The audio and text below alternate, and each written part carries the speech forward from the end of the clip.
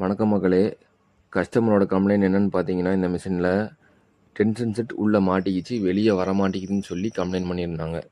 சரி, ஓகே, அடியில் இருக்க ஸ்க்ரூ என்ன லூஸாக இருக்கும், இல்லை டைட்டாக இருக்கும், இல்லை மரப்போயிருக்கும், இந்த மாதிரி ஏதாவது நடந்திருக்கும், லூஸ் பண்ணாலே வந்துருமேன்னு சொல்லி நாங்களும் லூஸ் பண்ணி பார்த்தோம். ஸ்க்ரூவை வெளியே எடுத்ததுக்கு அப்புறமும் அந்த டென்ஷன் செட் உள்ளேருந்து வெளியே வரலைங்க.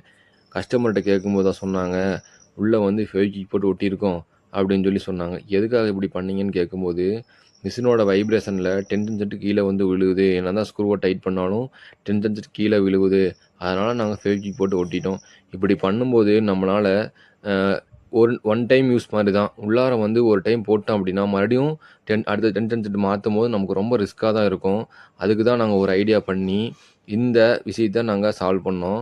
ஃபஸ்ட்டு வந்து பார்த்திங்கன்னா, ஒரு ட்ரில்லிங் மிஷின் எடுத்து ஓட்டை போட்டுக்கிட்டோம். ஓட்டை போட்டதுக்கு அப்புறமேட்டு டாக்கா போட்டோம். டாக்கா போட்டு மரம் போட்டு அதுக்கப்புறம் ஒரு காலரை வச்சு, காலர் மேலே ஒரு வாசரை வச்சு, வாசருக்கு நடுவில் அந்த ஓட்டையில் ஒரு போல்டை இன்சர்ட் பண்ணோம். இன்சர்ட் பண்ணி அந்த போல்டை டைட் பண்ண உங்களுக்கு வந்து பார்த்தீங்கன்னா, அந்த டென்ஷன் செட்டோட கவர் வந்து பார்த்தீங்கன்னா, உங்களுக்கு மேலே படிப்படியாக மேலே வரும். அந்த நட்டோட ப்ரெஷரில் உங்களுக்கு அந்த டென்ஷன் செட் கவரும் உங்களுக்கு மேலே வந்துடும். இந்த மாதிரி ஐடியா பண்ணி நாங்கள் வெளியே எடுத்துட்டோம். இதோட ஈஸியாக ஏதோ டிப்ஸ் இருந்துச்சு அப்படின்னா கீழே கமெண்ட் பாக்ஸில் கமெண்ட் பண்ணுங்கள்.